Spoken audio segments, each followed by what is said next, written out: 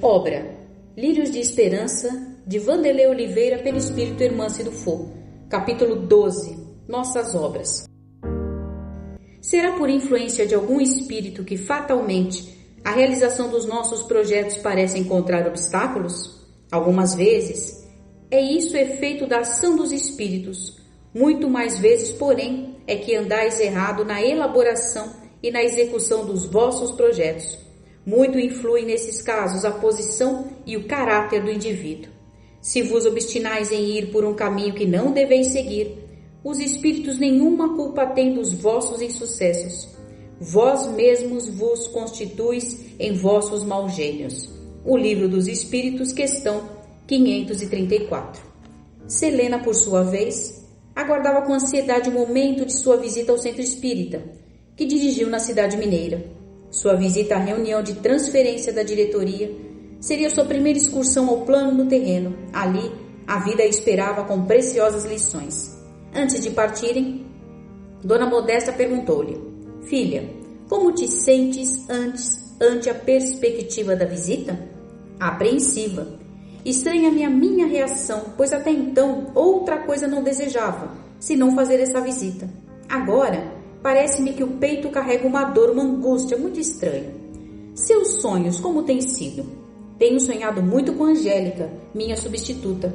Nela encontro minha esperança da continuidade das obras deixadas na terra. Orientei-a com grande dose de conhecimento e experiência para essa obra.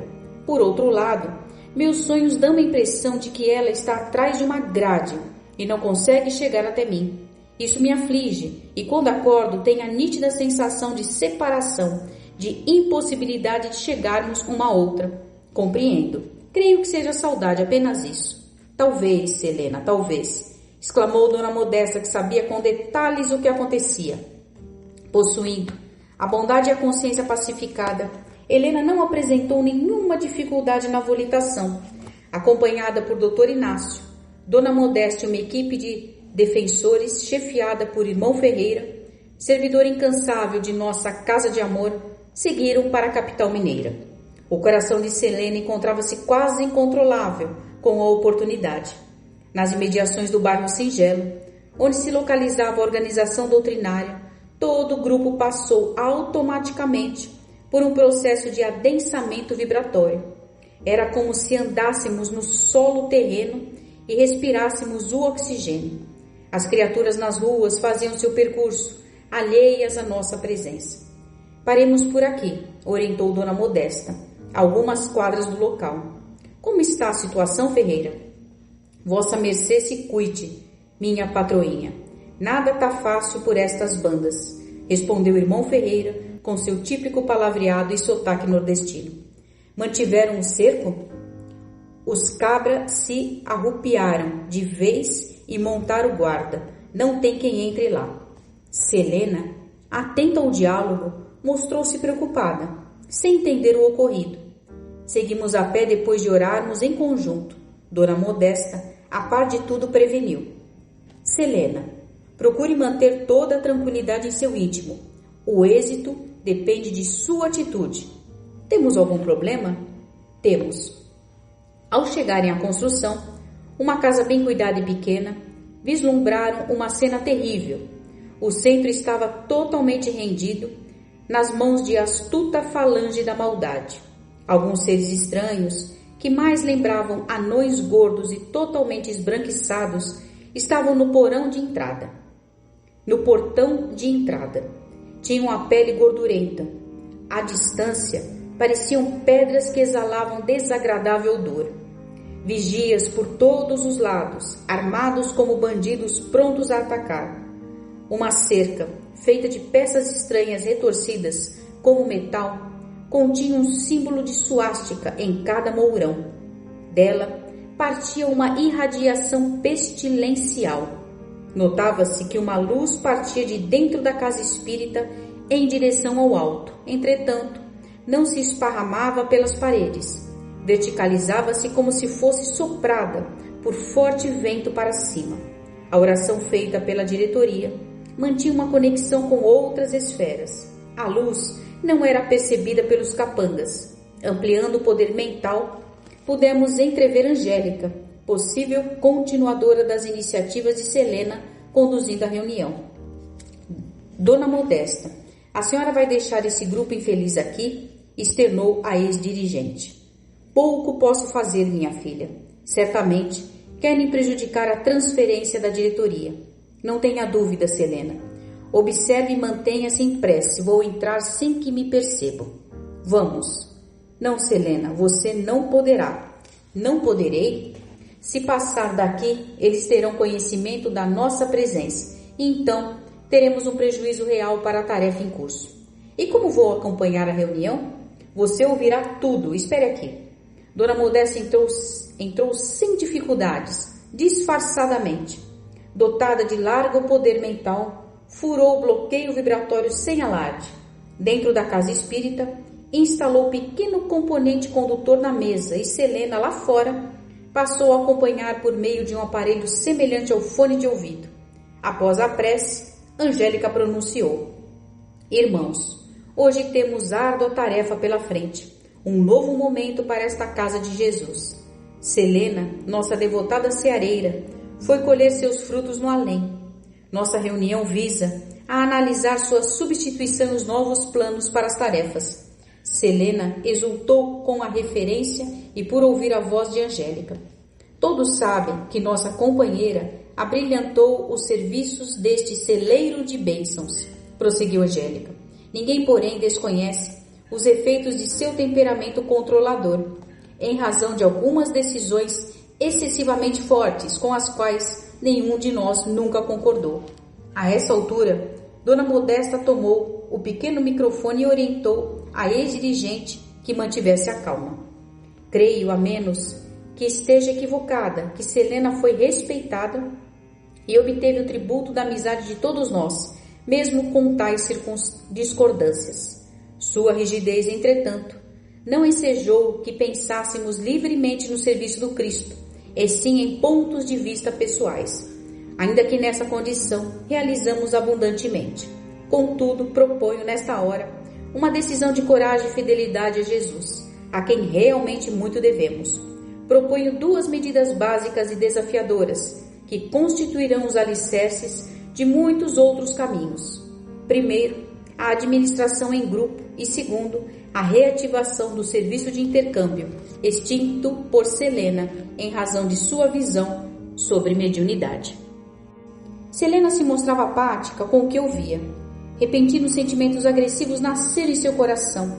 Dr. Inácio postou-se ao seu lado, segurando-lhe o braço no intuito de evitar o pior. Angélica, apesar da firmeza, falava com ternura e autenticidade. Sua fala ponderada, entretanto, ofendia diretamente a ex-presidente, que não resistiu ao teste, manifestando: Falsa, sua falsa, dirigindo-se a Angélica. Sossegue, Selena, sossegue ou pode estragar tudo, alertou o Dr. Inácio. Estragar? Mais do que ela está estragando. Que vontade de arrumar um médium nesta hora e lhe mandar um recado. Que raiva, meu Deus, eu não acredito no que ouço. Tomada de ira, ela gritou aos brados descontroladamente: Que espécie de pessoa é você, Angélica? Pode me ouvir, sua?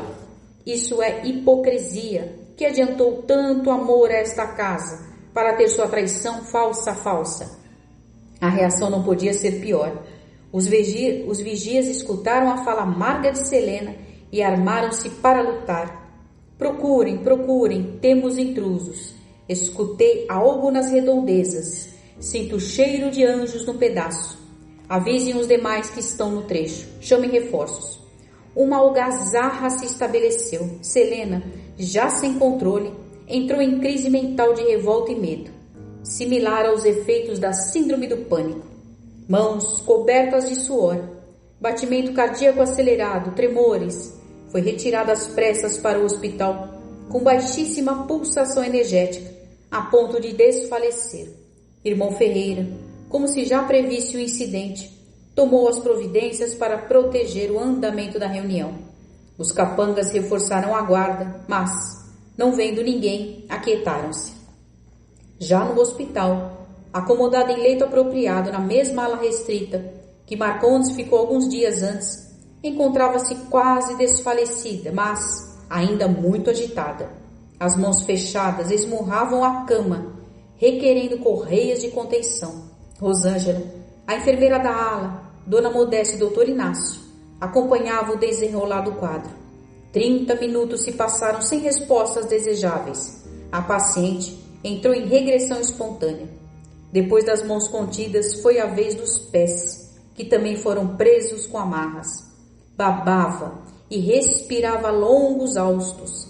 60 minutos, e em uma espécie de transe profundo, Selena começou a balbuciar algumas palavras em diferente língua.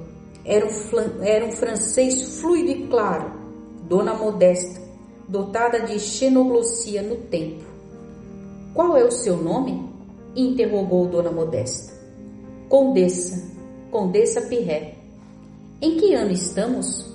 1573, um ano depois da matança assassina. Matança? São Bartolomeu. Em que país? França. Estou na Paris dos católicos, o reinado do Papa Gregório XIII. Por que dos católicos? Deus está conosco. O que acontece com você neste momento? Estou no calabouço, a mando dos Médicis. São traidores e interesseiros. Sou das últimas vítimas de Carlos IX, o mais vil e fraco dos reis franceses. Minha própria filha traiu-me. Quem? Elise? Elise Pirré.